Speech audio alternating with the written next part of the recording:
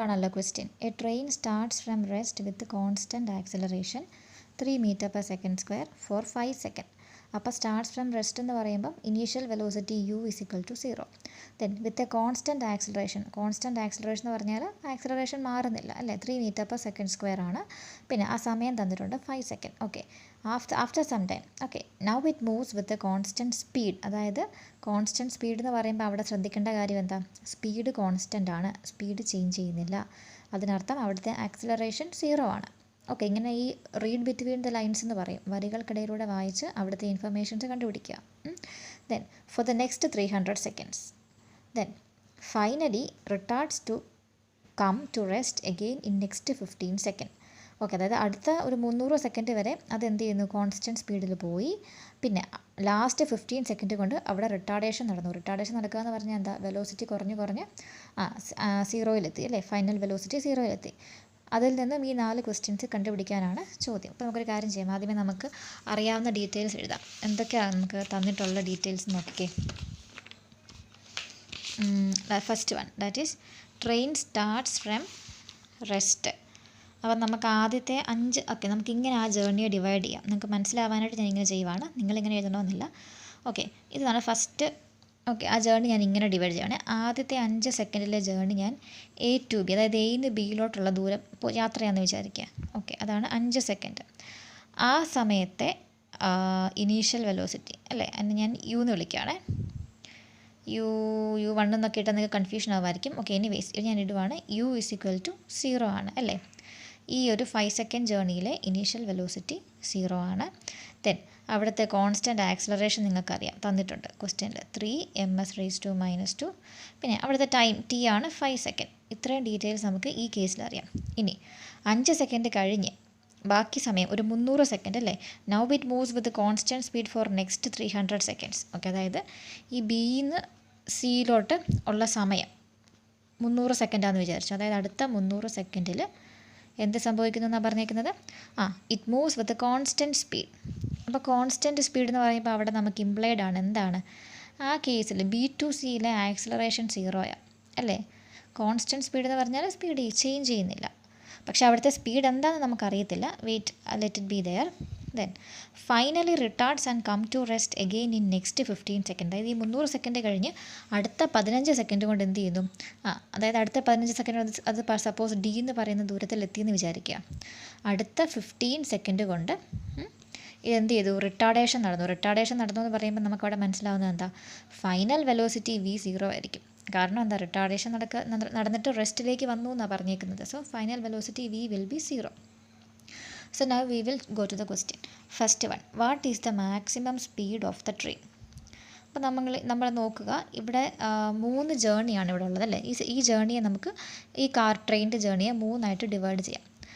ഈ കേസിൽ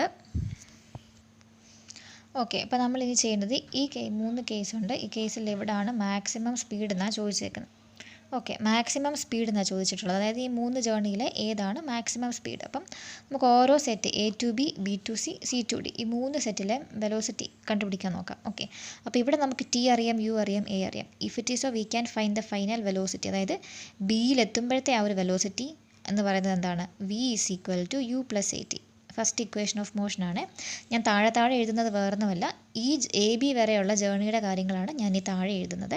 നിങ്ങളിങ്ങനെ എഴുതണമെന്നല്ല പറയുന്നത്, നിങ്ങൾക്ക് മനസ്സിലാവാനായിട്ട് ഞാൻ ഇങ്ങനെ എഴുതുവാണ്. Okay, so first V is equal to U 0 plus A 3 ആണ്. 3 × 5 15 കണ്ടോ. So V is equal to 15 ms⁻². Okay, ഇനി രണ്ടാമത്തെ കേസിൽ ഓക്കെ, അപ്പം V is equal to 15 ms⁻² എന്ന് കിട്ടി അല്ലേ. ഇനി അടുത്ത ചോദ്യം ചോദിച്ചിട്ടുള്ളത് what is the retardation produced by the train. അപ്പോൾ ഈ 3 ഏരിയയിൽ എവിടെയാണ് റിട്ടാർഡേഷൻ വരുന്നത്, ഈ ഏരിയ അല്ലേ, AB, BC, CD. CDയിലാണ് റിട്ടാർഡേഷൻ വരുന്നത്. ക്വസ്റ്റ്യൻ വായിച്ചാൽ നിങ്ങൾക്ക് മനസ്സിലാവും, CDയിലാണ് റിട്ടാർഡേഷൻ വരുന്നത്. So what is the retardation produced by the train, that is we have to find what is A. Okay, അപ്പോൾ റിട്ടാർഡേഷൻ A കണ്ടുപിടിക്കാനായിട്ട് നമുക്കറിയാം അവിടെ ഏത് ഇക്വേഷനാണ് യൂസ് ചെയ്യാൻ പറ്റുന്നത്. നമുക്കൊരു ഇക്വേഷൻ അറിയാം അല്ലേ, A is equal to V minus U by T. അങ്ങനെ ഒരു ഇക്വേഷൻ ഉണ്ട് അല്ലേ, A is equal to V minus U by T. പക്ഷേ ഇവിടെ ഒരു കുഴപ്പമുണ്ട്, നമ്മൾ Vയും Uവും എല്ലാം തെറ്റിപ്പോകരുത്. ഞാൻ ഓരോ സെക്ഷൻ്റെയും വെച്ചിട്ടാണ് പറയുന്നത് കേട്ടോ, A B B C C D. അപ്പം a is equal to v minus u by t. നമുക്ക് വി അറിയാം, ടി അറിയാം, പക്ഷേ യു അറിയാമോ? ഇനീഷ്യൽ വെലോസിറ്റി അറിയാമോ? സി ഡി എന്ന റീജിയനിലെ ഇനീഷ്യൽ വെലോസിറ്റി അറിയത്തില്ല, അതായത് സിയിൽ എത്തുമ്പോഴത്തെ വെലോസിറ്റി അറിയത്തില്ല.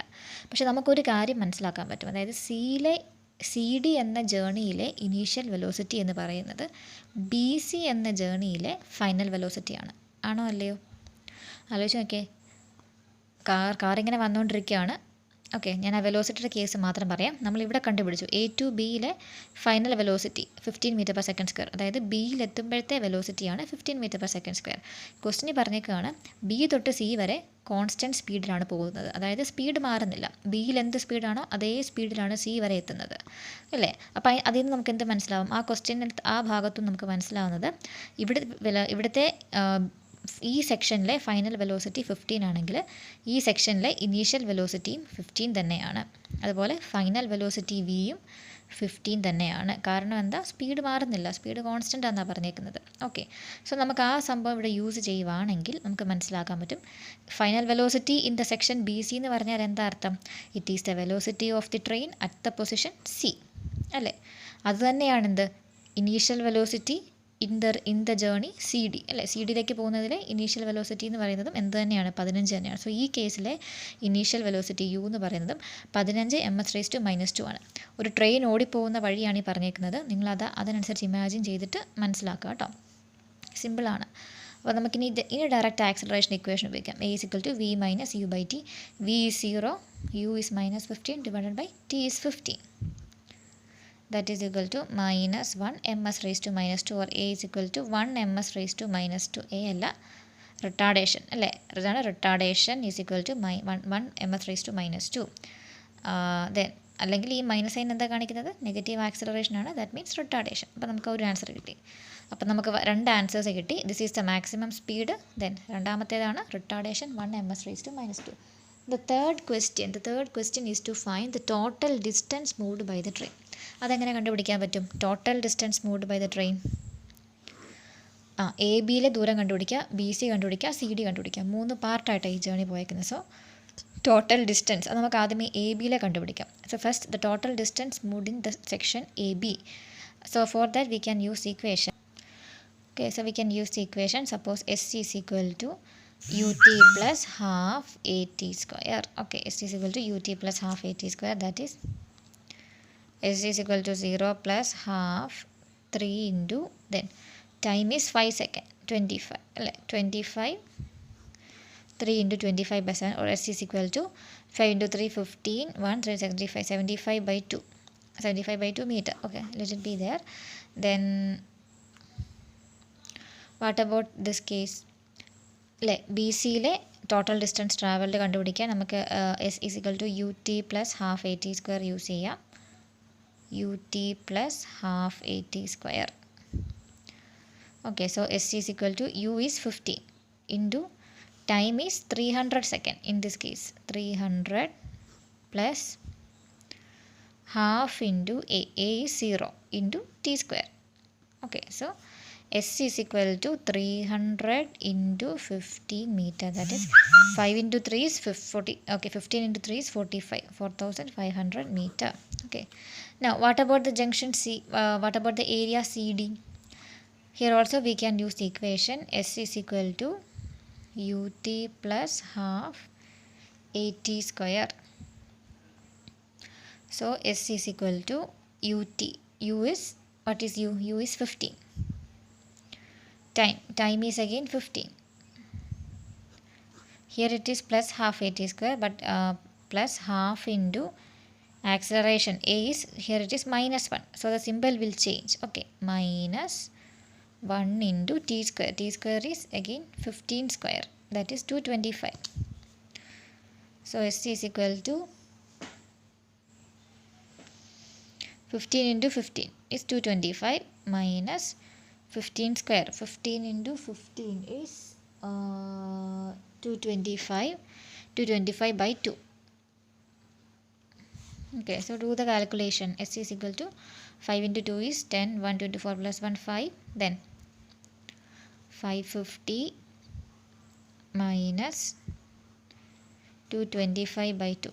Okay, you have to do one thing, just do the calculations and add all these. So you will get the answer which is given in your textbook. Okay, then what is the average velocity of the train? Now I think you can find the average velocity by yourself. Okay, ഇത്രയും details തന്നിട്ടുണ്ട്. അപ്പോൾ ഇതിൽ നിന്നൊക്കെ average velocity കണ്ടുപിടിക്കാൻ പറ്റുമല്ലോ.